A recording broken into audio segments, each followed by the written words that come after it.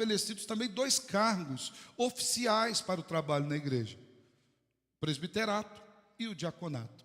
Hoje nós vamos falar um pouquinho sobre o presbiterato bíblico. Nós estamos aí em vias de eleger, nós temos 2 vagas para presbítero, temos 3 candidatos para concorrerem a essas 2 vagas ao presbiterato. Mas quando nós falamos de presbítero, do que nós estamos falando?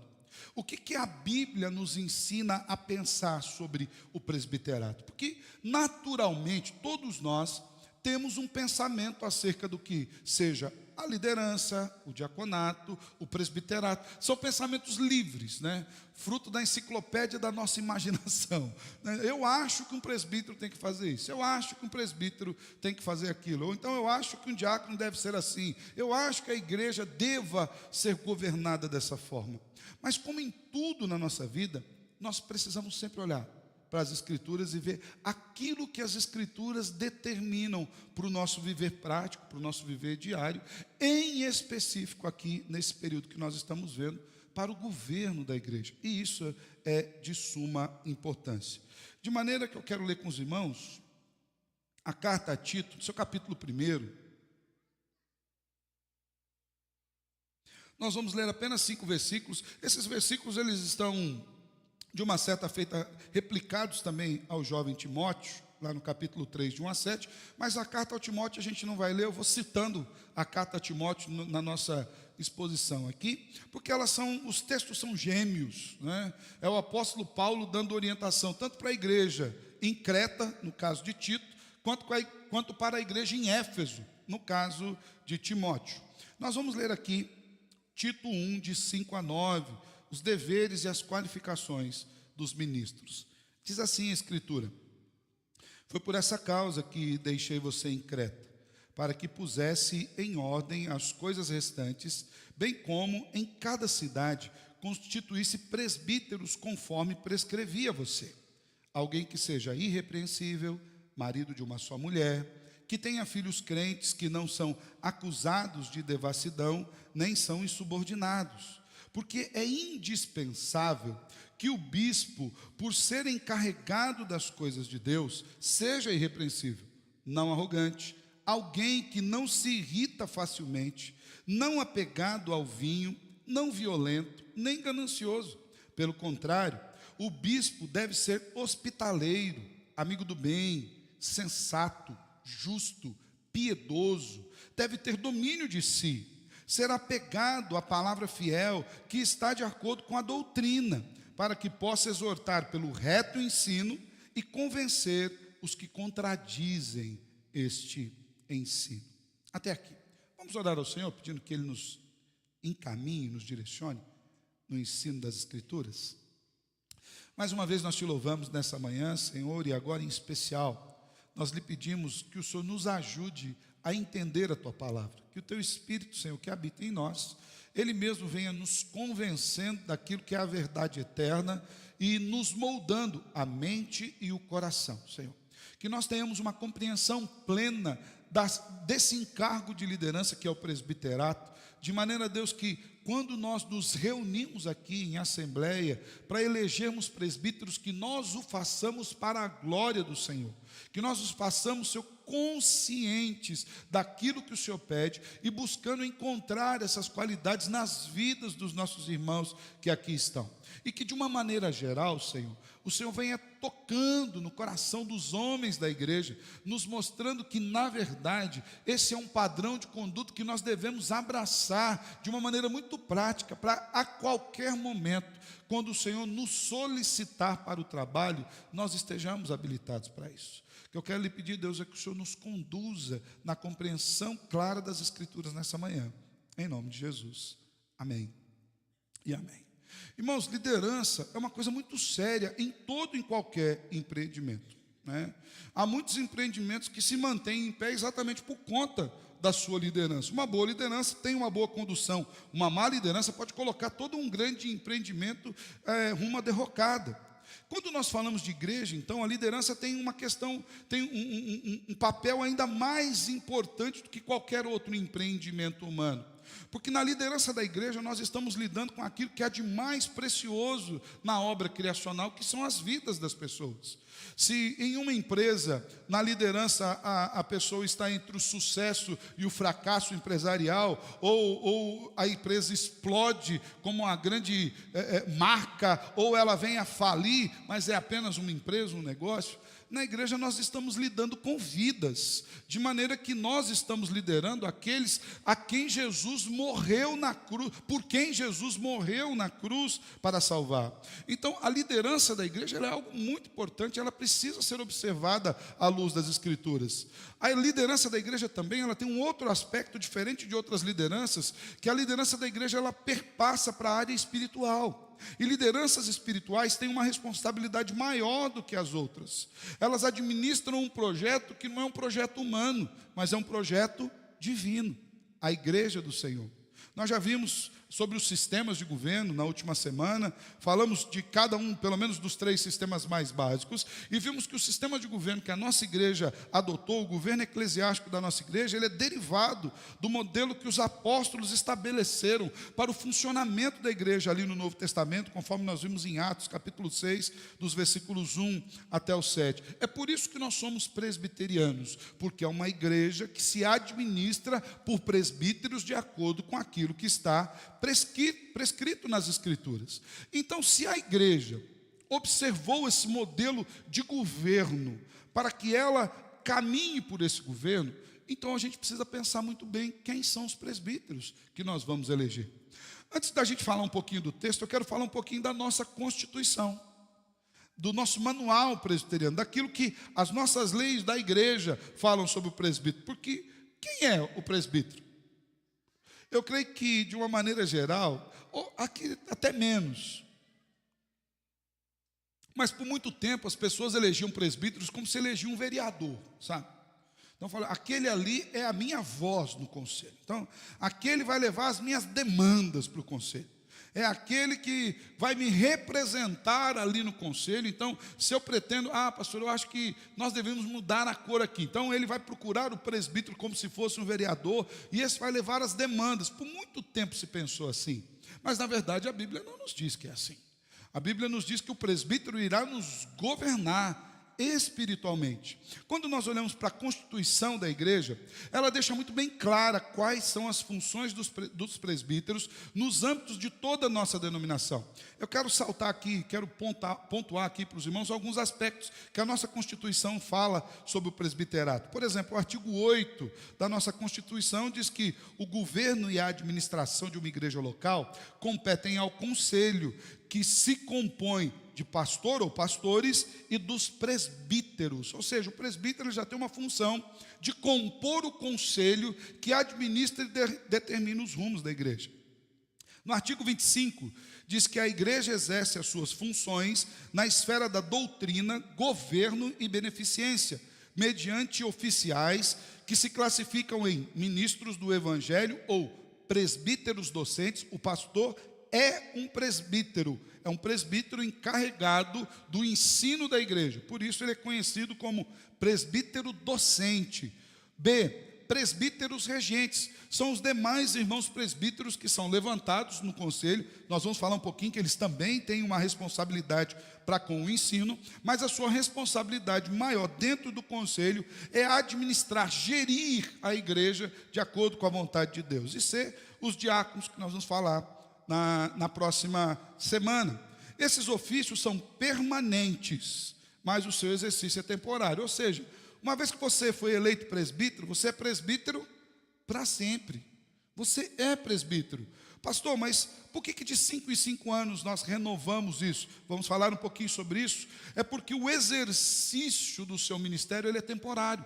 Ele é renovável a cada 5 anos. Mas quando você não é renovado no exercício do seu ministério, você continua sendo um presbítero em disponibilidade.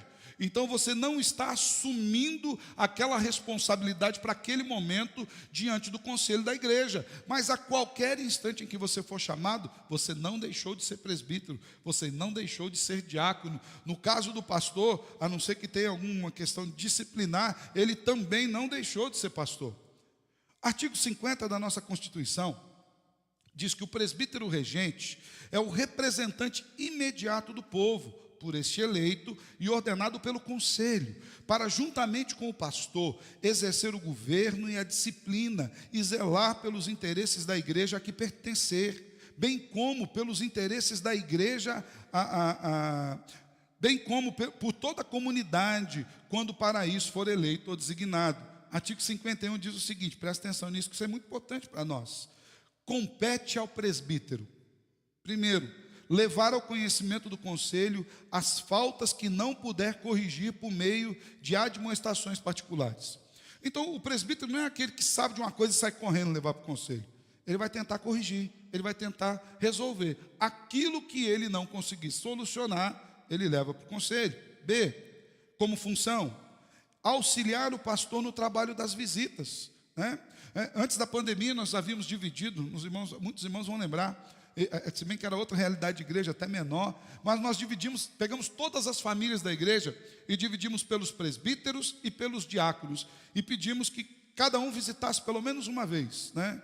E eu sei que já faz um tempo, que isso foi antes da pandemia, nós estamos aí praticamente aí de 2019, foi isso, então estamos falando de 4 anos, mas pretendemos fazer isso novamente, porque os presbíteros e os diáconos também vão visitar, é função deles visitar e ajudar o pastor no trabalho das visitas. C, instruir os neófitos, consolar os aflitos e cuidar da infância e da juventude.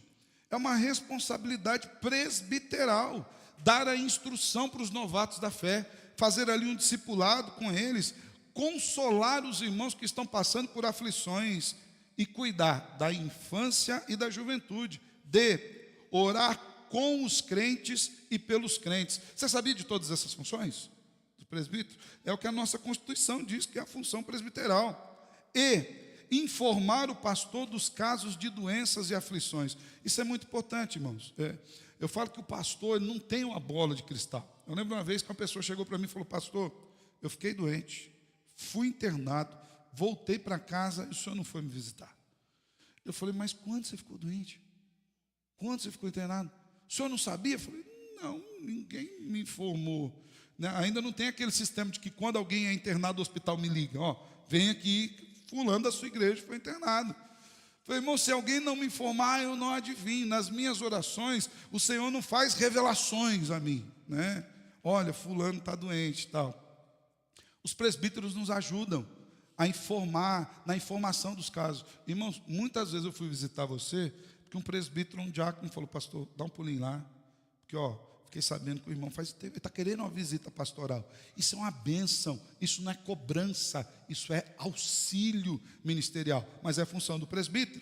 F, distribuir os elementos da Santa Ceia. Talvez essa seja a função mais clara que a gente imagina, que o presbítero foi eleito para ser o nosso garçom, pastor. Então, na ceia ele vem com o pão, na ceia ele vem com o cálice. Talvez essa função a gente não tenha muita dificuldade de entender. G, tomar parte na ordenação dos ministros e oficiais. Também, por ser visível aqui no púlpito, nós entendamos bem. E H, representar o conselho no presbitério e este no sínodo e no Supremo Concílio, quando para isso for designado.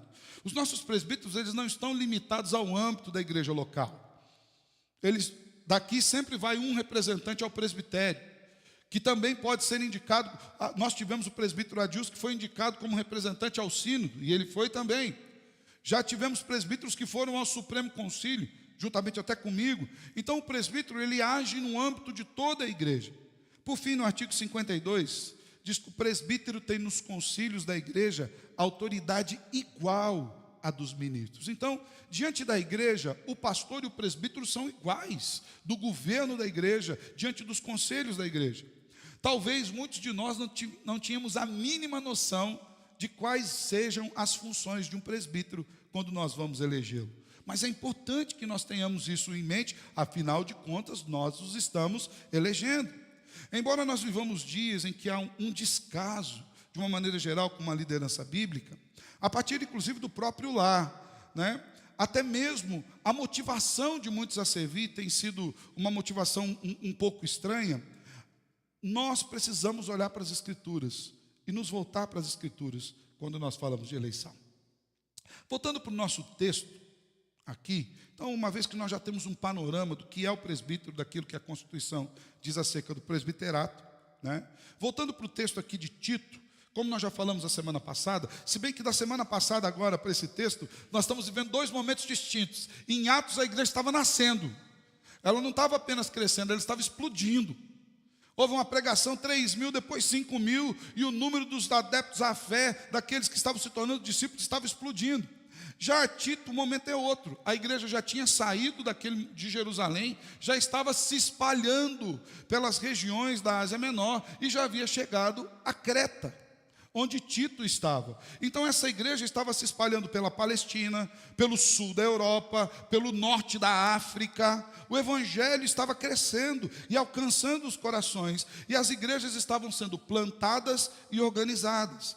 A igreja já havia elegido seus primeiros diáconos, como nós vimos no relato de Lucas, lá em Atos dos Apóstolos, ainda durante o ministério apostólico. E agora, diante da nova realidade de expansão, é ordenado que faça-se a eleição de presbíteros. Atos 14, 23 nos diz o seguinte: e promovendo-lhes em cada igreja a eleição de presbíteros, depois de orar com jejuns, os encomendavam ao Senhor a quem haviam crido. Depois ainda é especificado as qualificações pretendidas para esses presbíteros e diáconos. Nós vimos também isso em Atos 6:3, homens de boa reputação, cheios do Espírito e cheios de sabedoria. E é exatamente isso que nós estamos vendo aqui na carta a Tito, e também aquilo que Paulo fala a Timóteo. Paulo está explicando o que significa ser um homem de boa reputação, cheio do Espírito Santo e cheio de sabedoria.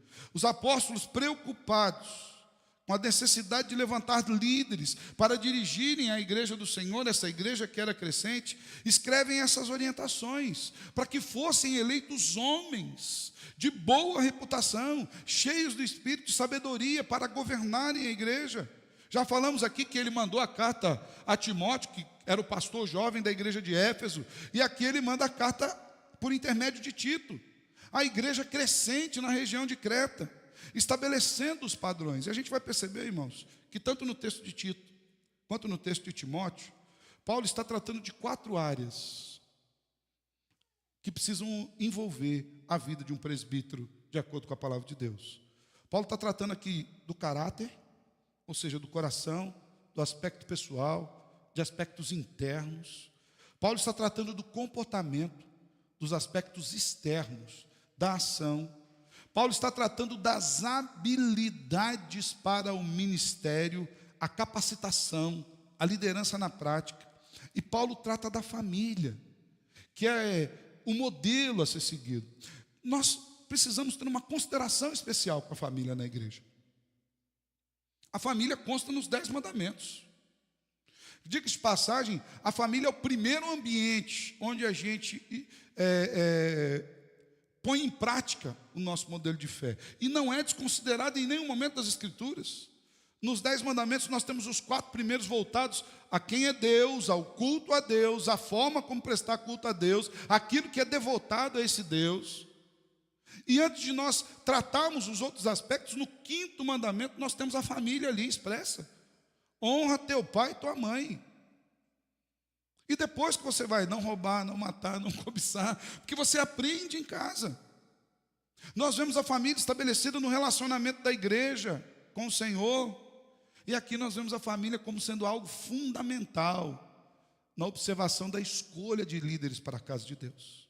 Então, falando sobre o presbiterato bíblico, eu quero traçar com os irmãos esses 4 aspectos que o apóstolo Paulo instrui tanto a Tito quanto a Timóteo, fazendo uma explicação daquilo que os apóstolos já haviam dito sobre homens de boa reputação, cheios de fé e de sabedoria. Em primeiro lugar, esses aspectos que Paulo levanta aqui, eles envolvem o caráter. Então, um presbítero bíblico é um homem de caráter. Nessa área, o apóstolo Paulo faz diversas recomendações, tanto a Tito, que nós lemos, quanto a Timóteo. O caráter é algo fundamental na liderança cristã.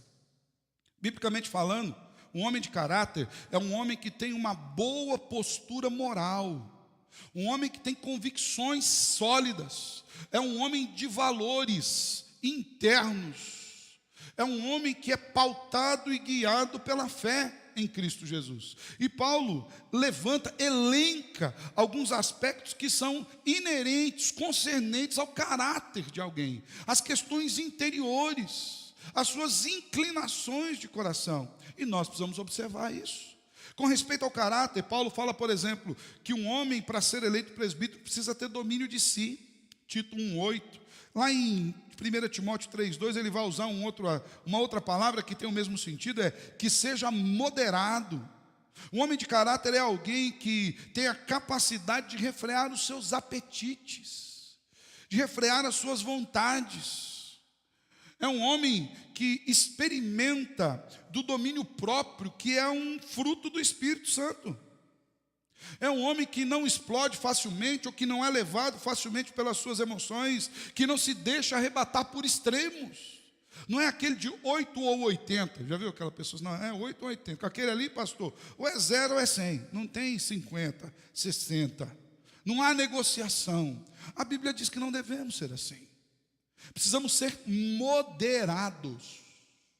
Precisamos ter domínio acerca de nós. É um homem que tem uma vida submissa a Deus. A gente só consegue essa moderação, a gente só consegue esse domínio quando nós colocamos a nossa vida em submissão a Deus. Lá em Gálatas 5:23, quando a gente vai estudar sobre o fruto do Espírito, quando tem ali o domínio próprio, a palavra original, o termo original para domínio próprio ali, que é o tenha domínio sobre si, de Tito 1, versículo 8, traz a ideia de poder debaixo de um cuidado, poder debaixo de uma limitação. Eu lembro-me, quando eu preguei sobre o fruto do Espírito aqui na igreja, eu me lembrei de um cachorro que eu tive, né? O nome dele era Simba. Ele era um fila brasileiro. E ele, dos filas brasileiros, ele se tornou um grande cachorro, porque ele chegou a ter 64 quilos. Era um doguinho, né? Ele era muito forte. Era um cachorro muito potente. Nem todos de casa conseguiam andar com ele na corrente na rua, porque ele literalmente arrastava quem ele queria para onde ele queria.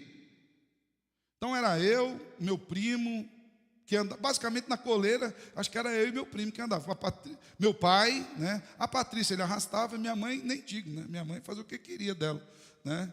Uma vez eu coloquei minha mãe sentada numa cadeira, dei a corrente, falei assim: vem, Simba. Misericórdia, apanhei quase depois, irmão, porque ele arrancou minha mãe da cadeira assim, jogou a minha mãe no chão. Ele era muito grande, muito poderoso, um cachorro muito forte, tinha uma boca desse tamanho, enorme, o latido dele era assustador. Mas quando alguém chegava em casa, eu falava assim: pode entrar, porque ele é manso. É claro que as pessoas não acreditavam, eu também não entraria, ponto. Se o cachorro não fosse meu, eu não entraria. Mas ele de fato tinha um grande poder sob controle. A ideia de domínio próprio é que nós coloquemos todo o nosso potencial, inclusive e principalmente o nosso potencial pecaminoso, sob o controle de Cristo. De maneira que alguém olhe para a gente e fale: isso aí tem condição de fazer um mal terrível para nós. Mas ele é manso. Ele está dominado por Cristo Jesus. Essa é a ideia. Um homem de caráter é um homem que tem as suas inclinações sob o domínio de Cristo. E aí Paulo continua falando, na verdade até derivando desse conceito, em Tito 1, versículo 7, diz que não se irrita facilmente, que não seja violento.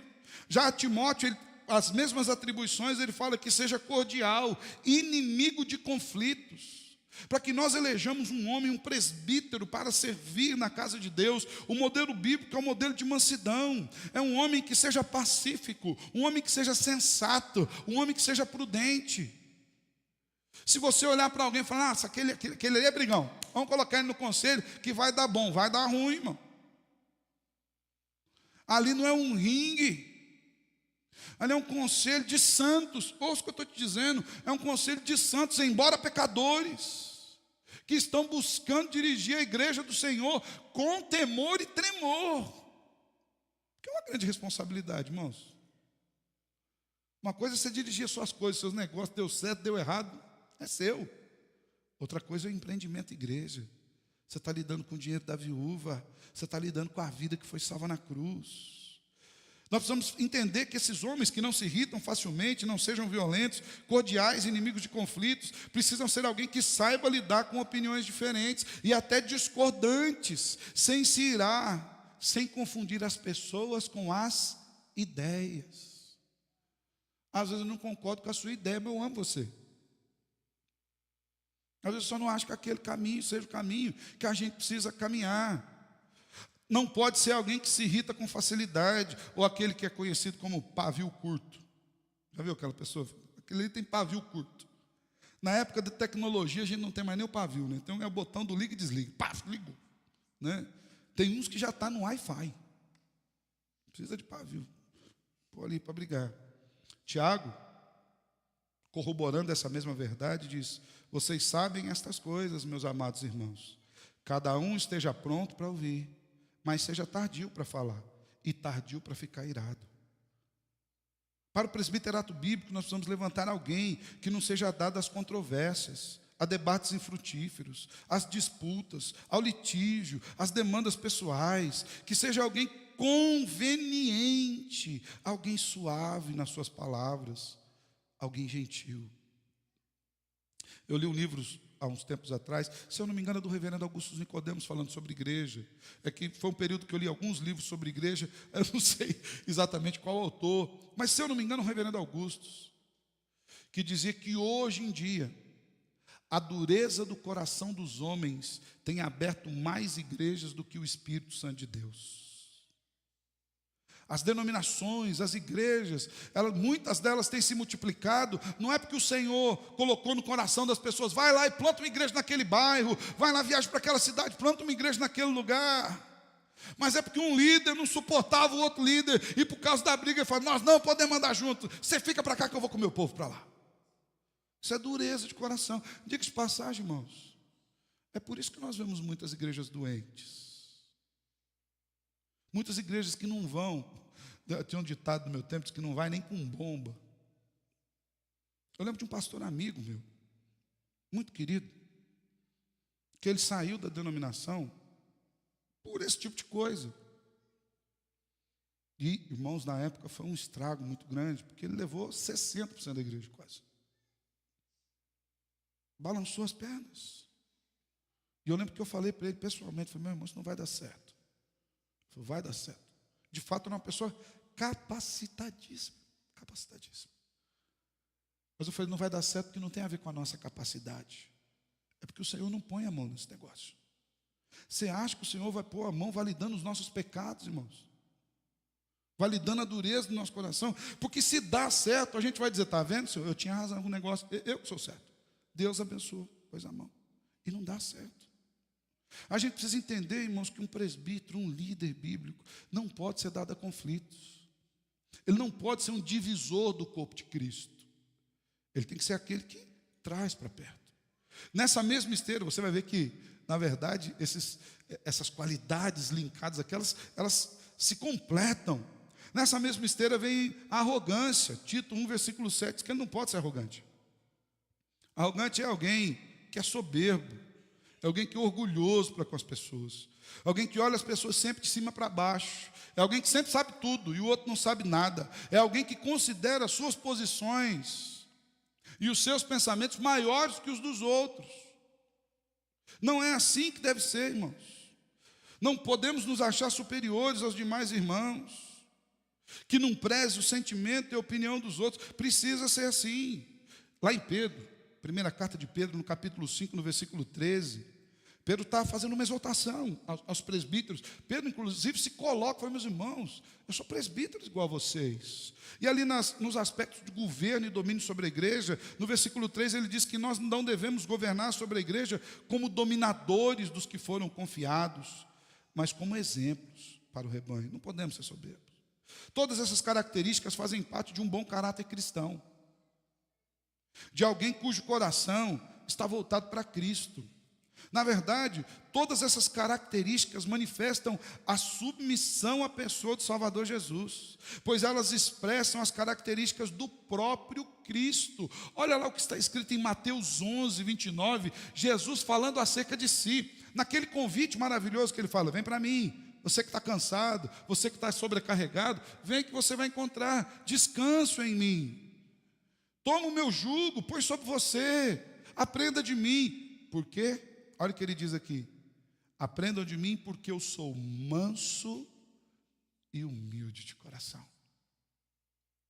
Paulo corrobora essa verdade de Filipenses, dizendo: vocês precisam ter dentro do coração de vocês o mesmo sentimento que Jesus teve. Porque Jesus, sendo Deus, não considerou que o fato de ser Deus fosse algo tão importante a ponto dele desobedecer ou desviar-se do plano eterno, de ir na cruz do Calvário por nós. Mesmo sendo Deus, ele se submeteu à morte e morte de cruz. Por isso, irmãos, quando nós formos olhar um irmão para o presbiterato bíblico, nós precisamos observar o seu caráter. Por caráter entende-se a sua submissão interna ao Senhor da igreja. Podemos dizer ainda que, nesse aspecto do caráter, os homens que agem assim, eles estão enquadrados naquilo que em Atos 6, versículo 3, se referem a cheios do Espírito Santo. Ser cheio do Espírito Santo, irmãos, não é sair falando em outras línguas. Ser cheio do Espírito Santo não é gritar no culto, ou pular, ou outros tipos de manifestação. Ser cheio do Espírito Santo, irmãos, é estar completamente submisso à vontade de Deus. Pessoas cheias do Espírito Santo se submetem àquilo que o Senhor tem para as suas vidas. Esse é o primeiro aspecto de um presbiterato bíblico. Mas nós temos um segundo, que envolve os seus aspectos externos. Então, se o caráter é um aspecto interno, o apóstolo Paulo também traz algumas apresentações sobre o aspecto externo. Nós precisamos ter homens de comportamento exemplar, homens que se comportem exemplarmente, da mesma medida em que são requeridas questões internas do caráter, que reflitam a submissão a Cristo Jesus, há que se observar também os aspectos externos dessa submissão. Ou seja, o seu comportamento. Nós poderíamos dizer, sem sombra de dúvidas, irmãos, que o comportamento é a parte visível da nossa espiritualidade. Embora seja possível que um comportamento bom mascare uma espiritualidade ruim, é bem possível isso. O contrário não é verdadeiro. Um mau comportamento não mascara uma espiritualidade boa. Você consegue maquiar por fora para tentar enganar. Mas se você se comporta mal, é porque internamente está ruim. Eu costumo dizer que quando nós negligenciamos os aspectos externos da fé, aquilo que é visível, sabe? Desde a educação, bom dia, boa tarde, boa noite, um abraço, um beijo, cuidado, entrega de dízimo, de oferta, qualquer coisa assim, vir ao culto. Quando nós negligenciamos aquilo que é visível, são poucas coisas que a gente pode ver acerca da fé cristã. É porque o invisível já foi embora há muito tempo. Há muito tempo. De maneira que Paulo entende que para que os irmãos consigam perceber aquilo que é invisível do caráter, porque esse primeiro ponto, você fala: pastor, mas como é que eu vou saber isso? Como é que eu vou ver o coração da pessoa? Você não vê o coração, mas você vê como é que ele age. Então Paulo coloca alguns aspectos aqui que fazem parte do comportamento de um presbítero, de um homem que possa ser eleito como presbítero. Esse comportamento vai mostrar questões exteriores. A primeira questão que ele coloca aqui na parte comportamental é a irrepreensibilidade, que seja irrepreensível. Isso ele diz tanto a Timóteo quanto a Tito. Por irrepreensível, irmãos, não quer dizer alguém que seja perfeito. Aqui a gente precisa fazer um adendo, né? Porque senão você fala: pastor, todo mundo tem um porém. Todo mundo tem alguma coisinha. Eu lembro que quando eu estava pregando sobre Naamã, não sei se você conhece Naamã, aquele que era leproso, né? É muito jovem, porque quando a Bíblia começa a descrever Naamã, ele fala que Naamã era herói de guerra, Naamã era conhecido, Naamã era respeitado. Aí ele coloca assim: porém, era leproso. Todos nós temos um porém na nossa vida. A ideia de irrepreensível não é alguém que não seja alguém que seja perfeito, porque a perfeição, na verdade, é um atributo somente de Deus. Só Deus é perfeito, só Ele é santo. Irrepreensível é aquela pessoa que dentro ou fora da igreja não tenha um tipo de pecado público que as pessoas possam apontar. Alguém que não viva na prática do pecado, alguém que não tenha um estilo de conduta ou de comportamento que a gente precisa chegar para ele e falar, assim não, mudar, que isso? Rapaz, não fica bem um crente comportar desse jeito. Não é que ele não peque, é que ele se preocupe em não manifestar publicamente esse pecado. Pastor, isso é hipocrisia. Não é, irmão, não é hipocrisia. Você tem dúvida que todos nós aqui somos pecadores? Quem tem dúvida que todos nós somos pecadores? Levanta aí. Eu já matricula já na sala dos catecúmenos aqui. Não dá nem para os catecúmenos, a gente começa com o evangelho, né? Discipulado básico. Todos nós somos pecadores. Agora imagina se todos nós resolvêssemos não refrear a nossa pecaminosidade interior e a gente manifestasse esse pecado tudo quanto é jeito. Seria o caos, irmãos. Diga-se de passagem, essa é uma das diferenças marcantes entre o crente e o não crente. Porque o crente entende que aquilo é pecado e o Espírito Santo convence que aquilo é pecado e ele refreia aquilo e ele leva aquilo para crucificar na cruz de Cristo. E às vezes não é fácil levar. E a Bíblia diz que a gente precisa catar o pensamento e levar até cativo, amarrado, você vai à força para a cruz. Você nunca teve dificuldade em perdoar alguém que você não queria perdoar, mas a Bíblia diz que você tem que perdoar. Aí você vai amarrando na força, vamos perdoar, vamos. Senhor, mas eu não quero, Senhor, mas estou mandando, não é opção. Não é se eu sinto ou não sinto. Então perceba, irmãos, nós não estamos falando de hipocrisia, nós estamos falando de submissão. É muito diferente.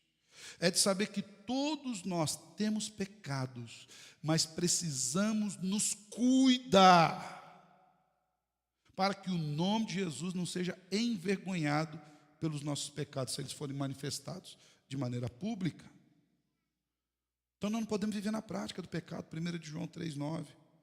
Alguém que não dá motivos para a repreensão, alguém que não dá motivos para censuras, é isso que é irrepreensível. Então isso é uma prática exterior. Alguém que seja sensato, modesto. Lá em Tito 1,8 diz isso. O que significa isso? Seja moderado, irmãos, sem excesso nas práticas pessoais, sem exibições. Tem gente que faz exibições públicas, né? Eu lembro que numa outra igreja conhecida, teve uma eleição de presbíteros, não tinha esse tipo de orientação, mas um irmão queria ser eleito presbítero. Ele pegou todo mundo de surpresa, pegou o pastor, pegou outro conselho, pegou todo mundo de surpresa. Ninguém estava preparado para aquilo. Quando o povo chegou no culto, tinha uns carrinhos de pipoca na porta da igreja, e ele lá entregando pipoca. Ó, irmão, está aqui. E ele não foi eleito. O problema não foi que sumiu a pipoca, é que sumiu o irmão. Sem exibicionismos, irmãos. Alguém que confia em Deus. Pastor, eu gostaria muito de ser presbítero. A Bíblia diz, diga de passagem, que quem almeja isso é uma coisa excelente se almejar. Mas se submeta a Deus para saber se aquele é o momento. Não precisa de exibições, irmãos. Alguém que haja com humildade, que tenha o coração de servo, sem postura orgulhosa, sem postura altiva. Alguém que não seja ganancioso, porque isso aí tem a ver também com modesto, com sensato. Irmão, você começou a conversar com o irmão, 3 palavras, 4 é dinheiro, sai fora. Não serve para ser presbítero na igreja do Senhor. 1 de Pedro 5,2, uma das orientações que Pedro dá é que não pastoreie o rebanho que há entre nós por ganância. E a ganância, não, às vezes, não é só de dinheiro, é de status. Tem gente que morre, luta, se mata por status dentro da igreja.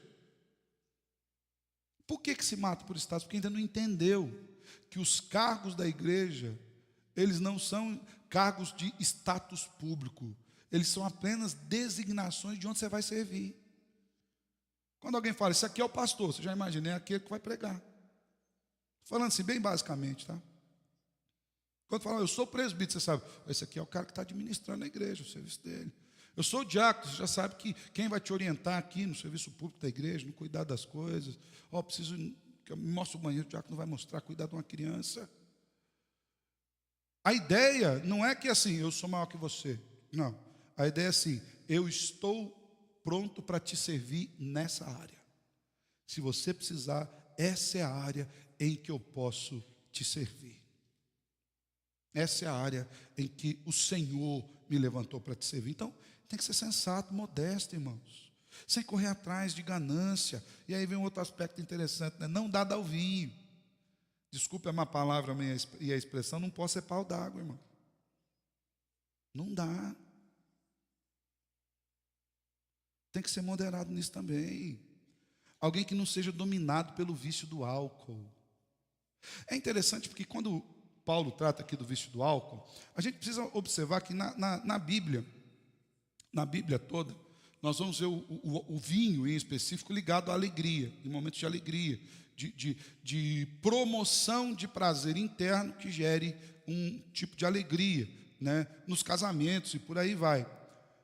Mas quando Paulo faz esse adendo, o que ele está querendo dizer? Não apenas o aspecto público do vício, mas ele está querendo dizer que a sua alegria não seja as coisas que o mundo possa proporcionar. Tanto que depois lá em Efésios 2:8 ele diz que não seja cheio que seja cheio do Espírito e não do vinho. É o Espírito que deve nos alegrar. Então alguém que seja moderado, sem excesso nessas áreas, irmãos. Detalhe, irmãos, a igreja não é abstêmica. A Bíblia também não é.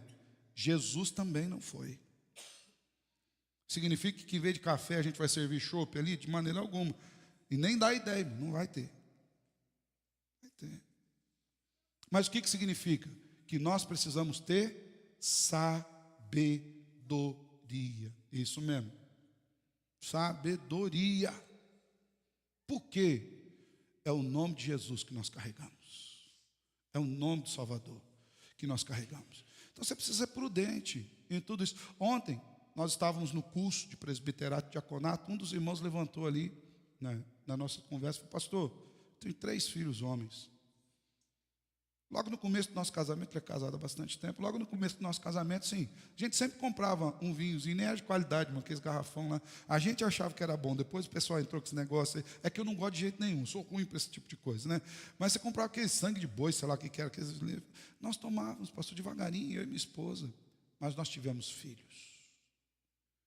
E nós entendemos que os nossos filhos não compreenderiam que nós sabemos o limite. O que nós fizemos naquele período de educação dos filhos? Abrimos mão de beber o vinho. Por quê? Porque eles sabiam que tinha uma responsabilidade maior, que era educar os filhos, ensiná-los nos caminhos do Senhor. Então, quando Paulo diz que o presbítero não pode ser dado ao vinho ou não apegado ao vinho, é alguém que tem a disposição de abrir mão dos seus apetites, das coisas que possam dar prazer à vida a qualquer momento, irmãos. É a igreja do Senhor que nós somos chamados a servir. É a igreja do Senhor. Isso é muito preocupante quando eu vejo pastores que têm essa dificuldade. É muito preocupante quando eu vejo presbíteros, já que seja qual for, que tem essa dificuldade de abrir mão. Pastor, mas não é pecado, mas a Bíblia diz que você pode abrir mão por causa dos mais fracos, para não causar escândalo. A Bíblia diz isso. Se você não está disposto, você fala: não dá para mim. Vou ficar agarrado no meu copo de vinho, não quero presbiterato, não quero diaconato, né? Aí depois você vai ser convidado a conversar com os presbíteros mais para frente, por outros assuntos. Vai entrar no conselho por outro modo. Mas não pode ser dado ao vinho. Por quê? É o testemunho público, irmãos, que a gente precisa dar. Também não pode ser ganancioso nem avarento, alguém que seja apegado aos bens materiais, alguém que seja mesquinho. É preciso ser um doador pródigo. Jesus doou a própria vida. A Bíblia nos diz em Mateus 6:24 que a avareza é pecado, agrudar-se nas coisas daqui da terra é pecado. Se o presbítero for avarento, o foco da sua vida será cada vez mais acumular bens e deleitar-se com os prazeres que esses bens podem comprar. Nossa terra não é aqui, nossa pátria não é aqui, nossa vida não está aqui, nossa segurança não está aqui, irmãos. Se o presbítero não entender isso, daqui a pouco a igreja é administrada como uma empresa para dar lucro. A gente tem que estar atento a esse tipo de coisa. Ele não pode ser avarento, não pode ser ganancioso. Se ele não for apegado ao dinheiro, ele poderá dispor do seu tempo, da sua vida, para pregar a palavra, para aprender, para aconselhar, para dedicar-se mais ao rebanho, aos desafios, aos projetos da igreja. A gente precisa entender isso. A gente precisa entender que há tempo, e pede-se isso às Escrituras. E por fim, no aspecto externo, a Bíblia fala que o presbítero deve ser o amigo do bem, alguém que é justo, piedoso, ou seja, alguém que seja um promotor da paz, que seja reto, imparcial, alguém íntegro.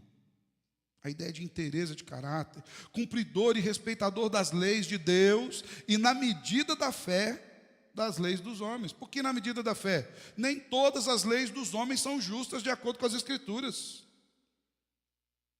E nós estamos presos às Escrituras.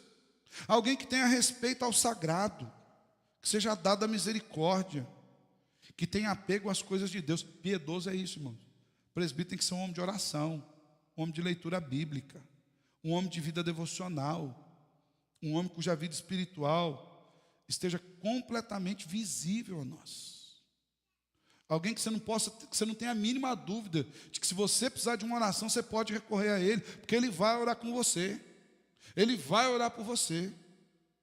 São aspectos externos. São aspectos visíveis de uma espiritualidade que é invisível, mas que precisa ser notória quando nós vamos trabalhar nos ministérios da igreja. Poderíamos dizer aqui que essas características comportamentais cumprem aquilo que o apóstolo Paulo diz ao jovem Timóteo como um bom testemunho dos de fora. 1 Timóteo 3,7 diz assim: é necessário também que ele tenha um bom testemunho dos de fora da igreja, a fim de não cair na desonra e no laço do diabo. Você tem que eleger alguém aqui dentro, que alguém lá do serviço dele, quando souber que ele foi eleito presbítero, falou: eu sempre soube, isso aqui é um homem de Deus. Eu não tenho a mínima dúvida. A pessoa não é crente, ele nem entende da fé, mas ele identifica nessa pessoa alguém que é um homem de Deus. Falou: eu não sou crente, mas se eu fosse crente, eu queria ser dessa igreja aí. Um homem desse tipo, um homem dessa estirpe, um homem que se comporta desse jeito. E eu já ouvi isso de boca de não crentes acerca de presbíteros nossos. A pessoa sempre começa se justificando: pastor, eu não vou na igreja, sabe, assim, tal. Não sou assim. Mas se eu fosse na igreja, eu ia na igreja do Senhor por causa do presbítero fulano de tal, porque pastor, eu lido com esse presbítero, eu já conversei com ele, é um homem de Deus, onde ele vai, aquilo que ele faz é um exemplo. Eu ainda não vou, pastor, eu já aproveito e falo: então vamos lá, o presbítero lá, você já conhece ele mesmo, já fica mais fácil, já prepara um banco para você sentar do lado dele, então ele vai te ensinando na fé. E como é bom isso, irmãos, bom testemunho dos de fora. Terceiro aspecto do presbiterato bíblico é a capacitação. Presbíteros bíblicos são homens capacitados, habilitados. Uma característica que é pedida especialmente para os presbíteros é que eles sejam habilitados para essa função. No caso do presbítero docente, o pastor, ele é enviado para estudar teologia por 4 anos. O processo de ser pastor dentro de uma igreja presbiteriana do Brasil, irmãos, é um processo pequeno, que ele varia entre 8 e 11 anos. Coisa curta, né? Ele pode ser encurtado, em tese, se você já for membro da igreja há um bom tempo. Mas se você chegar hoje na igreja presbiteriana do Brasil e falar: eu quero ser pastor dessa igreja, bem-vindo aos próximos 11 anos. Por quê? São 3 anos como membro da igreja local, para a gente conhecer, para você aprender da doutrina, para a gente saber quem que você é, para você ver se é isso aqui mesmo que você quer.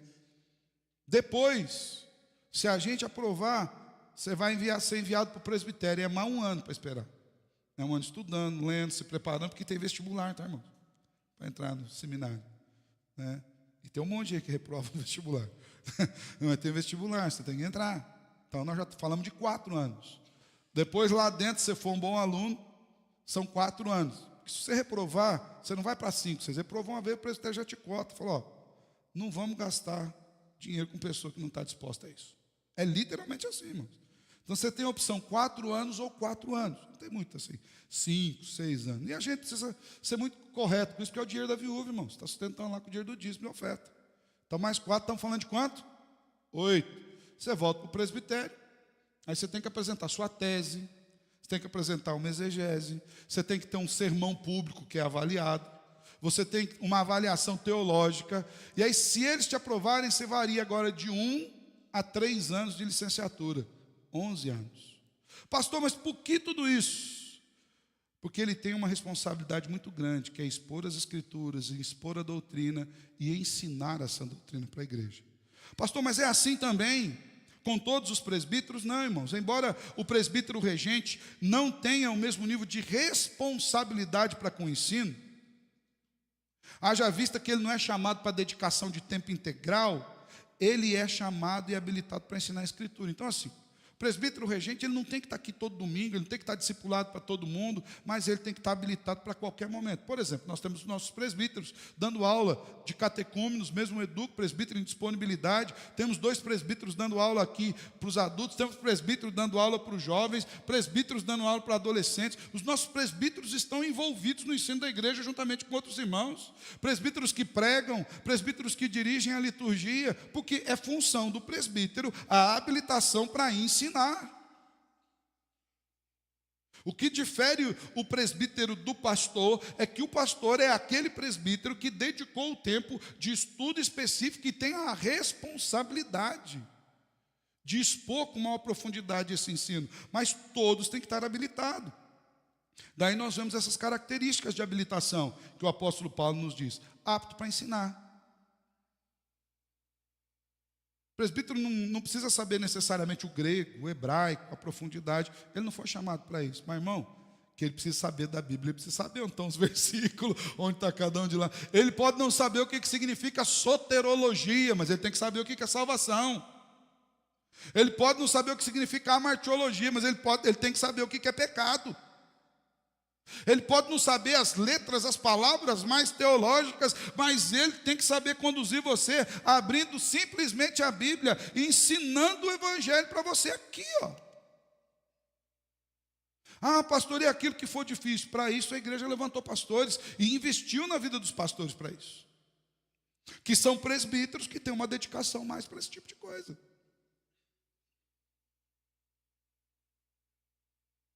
Se nós estivéssemos num ambiente de medicina, a gente pode dizer que o presbítero é o clínico geral. Ele está habilitado para conhecer todas aquelas partes ali e te indicar. O pastor seria um especialista em alguma área. E aí nós temos várias áreas de especialização na teologia bíblica, mas todos são médicos. Você entende isso? Todos são médicos. Todos estão habilitados naquilo que é mais básico para conduzir a nossa saúde espiritual. Todos. O presbítero tem que estar habilitado também.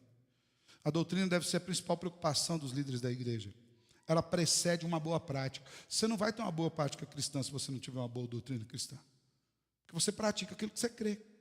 Essa é uma verdade. Você vive lá fora exatamente do jeito que você crê.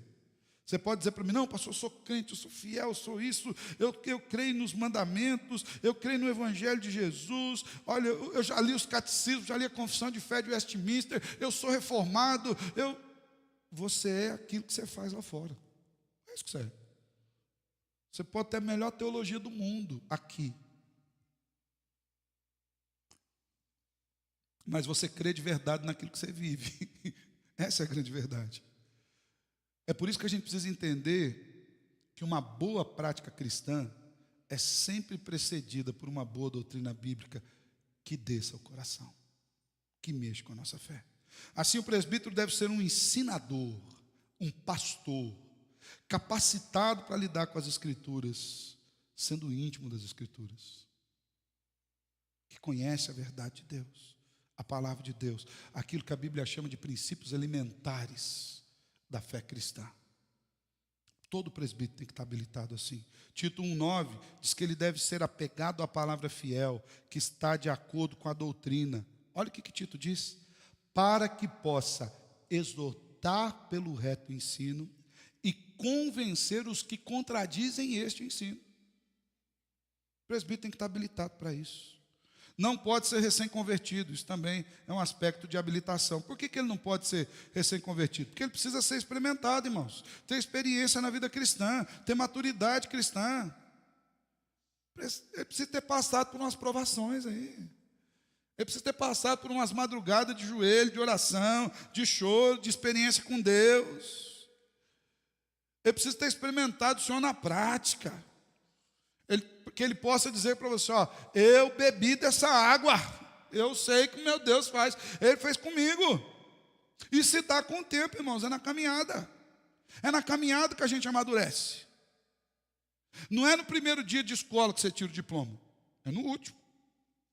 Não é quando você entra na faculdade, fala, entrei na faculdade, você já recebe o diploma, está aqui o diploma. Ah, irmãos, é com muito suor.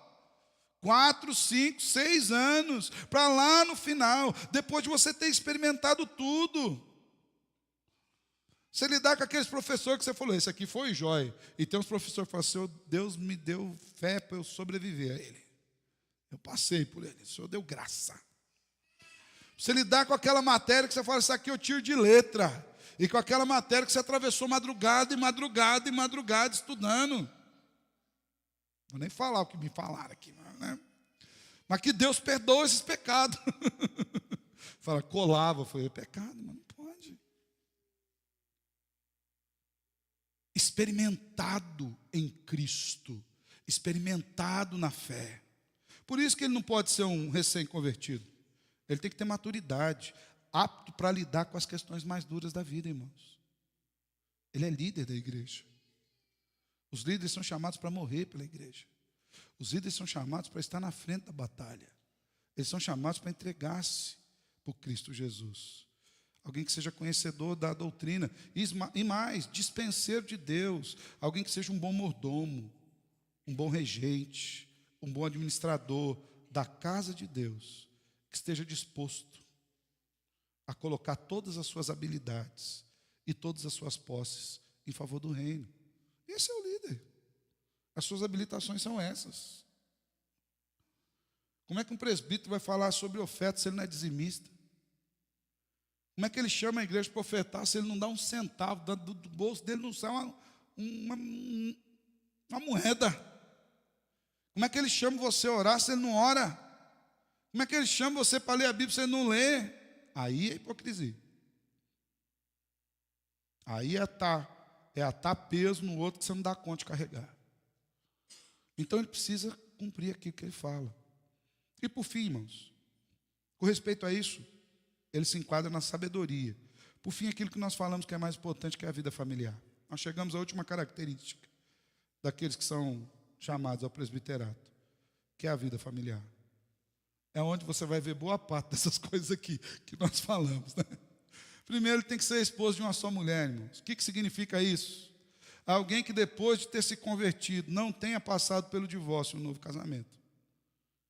Pastor, mas como é que a gente faz isso aqui? Irmãos, o Senhor perdoa, o Senhor restaura. Divórcio, novo casamento é um outro assunto para a gente pregar, que precisa estudar muito. Eu ia falar que tem que tirar os cabelos da cabeça, eu já nem tenho muito para tirar. Mas a Bíblia é clara, essa pessoa está inabilitada para o pastoreio como presbítero na igreja do Senhor. Ele está inabilitado para o pastoreio aqui no púlpito. Pastor, mas tem pastores aí que já divorciaram 2, 3 vezes. Tem, isso é uma falha da igreja. Bastante claro para você. Lembra que eu falei que os sistemas também falham? É uma falha da igreja. A pessoa está inabilitada. Como é que nós vamos ajudar o irmão a resolver o casamento dele? Deu muito dor de cabeça, falou, irmão, eu tenho uma solução aí que para mim deu certo. Sai fora. Que Deus abençoe a outro. E já vi gente falando umas besteiras assim, a glória da segunda casa. Falei, não. Em nome do Salvador Jesus, não faz o texto sofrer assim na boca. Restauração. É o que a Bíblia pede, irmãos. Pastor, mas é aquele que tinha uma vida promíscua antes da conversão, irmãos, passado ficou na cruz do Calvário. Nosso passado ficou todo na cruz do Calvário. Todos nós éramos alguém que nós já não somos mais pela graça de Cristo Jesus. Nós estamos falando da nova vida em Cristo. Alguém que seja... Por que ele tem que ser fiel ao casamento? Porque ele está fazendo votos diante do Senhor, de dirigir a igreja do Senhor. Se ele não cuida da sua mulher, que a Bíblia diz que prefigura a igreja de Cristo. A Bíblia que diz, não sou eu que estou dizendo. A Bíblia fala que no casamento a esposa prefigura a igreja de Cristo. Se o presbítero que prefigura Cristo abandonar a esposa, ele vai abandonar a igreja. Cristo foi até o fim, irmãos. Então, fidelidade. E mais, não é só não abandonar a esposa, não. Tem que governar o negócio lá, viu? Não, pastor, não abandono, mas também não convivo, né? Está em pecado do mesmo jeito, né? E para solucionar esse pecado não é abandonar, é conviver, é governar bem, é restaurar, é ir para o altar de graça, é ver onde caiu, é buscar voltar para o primeiro amor. É voltar para Cristo. E aqui diz que ele governe bem a sua casa. Aqui as Escrituras apontam a importância de um presbítero ser experimentado na educação e no domínio dos filhos, por exemplo. Tito 1,6 diz que não tem que ser alguém que tenha filhos crentes, que não são acusados de devassidão e não são insubordinados. O que significa, irmãos? Que é alguém que tem que ser alguém que aplique a doutrina cristã dentro do próprio lar. Ora, se os filhos dele não obedecem dentro da própria casa dele, que autoridade que ele tem para dirigir os filhos dos demais crentes na igreja? A gente precisa prestar atenção nisso. E aqui não se pede filhos perfeitos, tá, irmão? Sem pecado. Ninguém tem. Eu não sei se eu vou te desiludir aqui, te informando, mas seus filhos pecam. Né? Não, desculpe, irmão, se eu deixei você chateado. Seus filhos pecam. E às vezes pecam em áreas que você nem imagina. Mas você não pode ser chamado a compactuar com os pecados deles. E mais, você precisa demonstrar dentro do seu lar uma autoridade tal que reprima os pecados. Veja bem, que o termo aqui é insubordinado. Se você não tem autoridade para fazer com que o seu filho esteja subordinado à sua autoridade, o que você quer fazer na igreja com autoridade? Não dá. Então, ele precisa aplicar a doutrina dentro do lar. Embora os filhos não sejam perfeitos, sem pecado, mas que eles não sejam motivo de escândalo para a igreja. Pastor, e aqueles que já casaram? Aí é a responsabilidade deles. A partir do momento que eles casam, eles te devem honra, mas não te devem mais obediência. Mas se casar e for morar na sua casa, ele te deve obediência também, tá bom? Pastor, mas ele é casado, mora na sua casa, então a regra é da sua casa. E aí você precisa exortar, se o seu filho for menino, você precisa exortar e falar, meu filho, olha a situação que você está colocando a sua esposa. Você não tirou ela da casa do pai dela para obedecer a você, você tirou ela para dar para outro pai. Porque enquanto você está na minha casa, a norma é a minha. Pastor, mas o que ele vai fazer? Vai morar em 2 cômodos? Amém, irmãos, bem-vindo à alegria de ser homem. Isso é um privilégio, isso é uma bênção. Uma maravilha. Bem-vindo ao privilégio de poder construir tudo que você tem em 2. E não é assim. A maioria de nós foi assim. Os nossos pais aqui, eu falo aqui, a maioria dos nossos pais aqui nunca passou perto de uma faculdade e criou a gente, nós estamos vivos. Mas eram homens e mulheres de caráter, de fibra, que sabiam que tinham que cuidar da casa. Tá? Então o filho não pode ser escândalo para a igreja. Não pode...